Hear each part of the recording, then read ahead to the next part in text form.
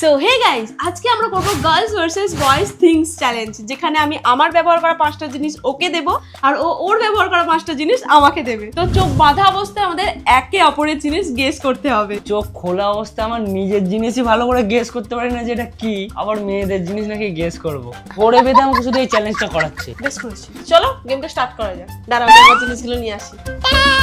এখানে আমি আমার 5টা জিনিস নিয়ে চলে এসেছি। তোমাকে দেব হচ্ছে এটা, ধরো। লিপস্টিক। এটা লিপস্টিক শিওর? লিপস্টিক না, এটা হলো ধরো ধরে বলো এটা কি।